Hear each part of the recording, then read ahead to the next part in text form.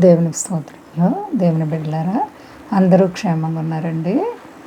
ప్రభువైన యేసుక్రీస్తు వారి యొక్క అపారమైన ప్రేమ మనలో ప్రతి ఒక్కరిని కూడా ఎంతగానో ప్రేమిస్తూ ఆదరిస్తూ ఉన్నందుకై ఆయనకు వేలాది కోట్లాది స్తోత్రాలు.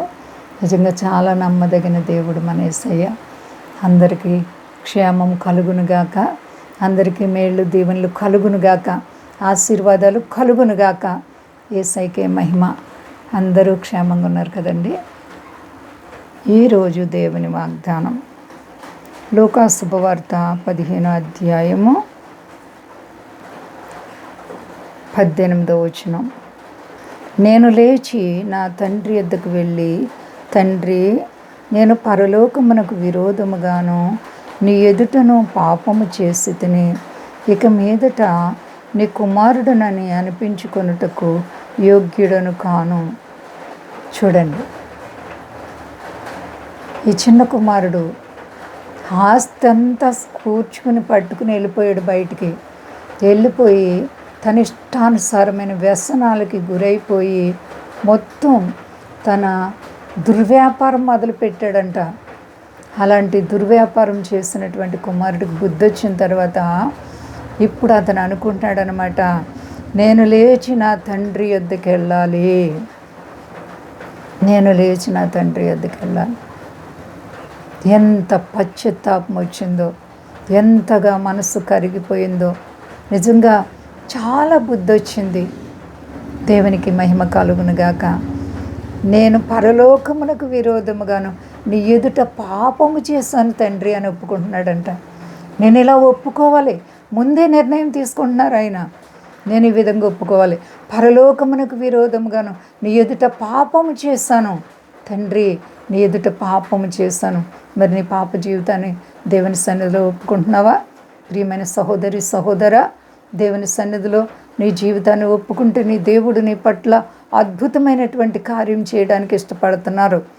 మరి కుమారుడు తన తండ్రి వద్దకు వెళ్ళిపోవాలి, నా పాపాలన్నీ నా తండ్రి ఎదుట ఒప్పుకోవాలి, పరలోకానికి విరోధంగా మరి నేను నీ ఎదుట పాపం చేశాను తండ్రి అని నేను ఒప్పుకోవాలి అనేసి తన మనస్సులో తను ఎంతో మరి ఆశతో తన ఆలోచిస్తూ ఉన్నారు. ఆలస్యం చేయలేదు. వెంటనే అతను లేచంట తండ్రి వద్దకు వచ్చాడంట. తండ్రితో అందామనుకుంటున్నాడంట, నీ పనివారిలో నీ కూలివానిలో ఒకనిగా నన్ను పెట్టుకో తండ్రి అని. ఏమండి, ఎంత తగ్గించుకున్నాడో చూసారా? ఎందుకంటే తను చేసిన తప్పుని తను దిద్దుకున్నాడు. అలాగే నీ తప్పులను నీవు సరి చేసుకో, నీ పొరపాట్లను నీవు దిద్దుకో, నిన్ను నీవు ఒక్కసారి వెనుతిరుగు చూసుకో. ఏ విషయంలో నువ్వు పడిపోయావో నీకు తెలుసు. ప్రియ సహోదరి సహోదరుడా, నీ హృదయాన్ని కఠినం చేసుకోకు. నీవు చేసిన పాపం నుండి బయటికి రా. నీవే విషయంలో లోకంలో చిక్కుకుపోయావో బయటికి రా, తిరిగిరా. యేసయ్య నీ కొరకు 2 చేతులు గాయపడిన చేతులు చాపి రానా బిడ్డ అని ఎదురు చూస్తున్నారు. మరి నీవు పశ్చాత్తాపడ్డావా? దేవుని వైపు తిరిగావా? లేదు ఇంకా నీకు లోక ఆశలు, లోక స్నేహాలు నిన్ను బయటికి ఇంకా లాక్కుపోతున్నాయా? జిగట కలిగిన దొంగ ఊబిలోకి నిన్ను ఈడ్చుకుపోతున్నాయేమో. పశ్చాత్తాపడు. నీ తండ్రి నీ కొరకు ఎదురు చూస్తున్నారు. అయ్యో, నేను పరలోకమునకు విరోధముగాను నీ ఎదుట పాపం చేశానయ్యా అని ఒప్పుకుంటున్నటువంటి తండ్రి కొరకై ఒప్పుకునేటువంటి ఆ కుమారుడు. కాబట్టి మనం కూడా చక్కగా దేవాది దేవుని ఎదుట ఒప్పుకొని పాపాలు విడిచిపెట్టాలి, పశ్చాత్తాపడాలి. ఒకప్పుడు దేవుడంటే తెలియనప్పుడు ఇష్టానుసారంగా నువ్వు జీవించవచ్చు. దేవుని ప్రేమ ఎరిగిన తర్వాత నీ ఇష్టం ప్రక్కన పెట్టి దేవుని చిత్తాన్ని నెరవేర్చు. ఒకవేళ శ్రమల్లో బాధలు ఉన్నావా, నీ అటువైపు చూడకు.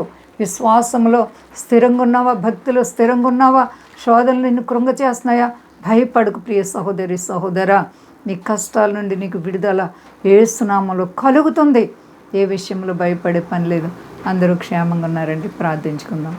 ప్రేమ నమ్మకమైన మా తండ్రి, గొప్ప దేవ, కరుణమయుడా, నీకంతా సాధ్యం ప్రభువా. నా తండ్రి, అవును ప్రభువా, నాయన మానవ జీవితంలో తప్పిపోయే స్వభావం ఉంటుంది, కానీ పశ్చాత్తాపడటం అనేది ఎంతో శ్రేయస్కరం నాయన. అట్టి జీవితాలు ప్రతి బిడ్డకు కలుగునుగాక. నీ వైపు తిరుగుటకు ప్రతి వ్యక్తికి మనసును మార్చండి.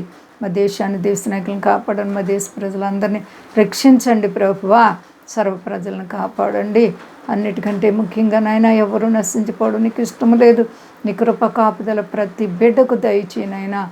అలాగే ప్రభు రుణాలు, సమస్యలు, ఆర్థిక పరిస్థితులు ఉన్న ప్రతి బిడ్డలకు యేసు నామములో విడుదల కలుగును గాక. ఎవరి అవసరతలతో నీ వైపు తిరుగుతున్నారో వారి హృదయ వాంఛలు ఇప్పుడే తీర్చబడును గాక. గొప్ప దేవ ప్రార్థనలు కోరుకునే బిడ్డలందరినీ పేరు పేరు చెప్పిన ఆశీర్వదించండి.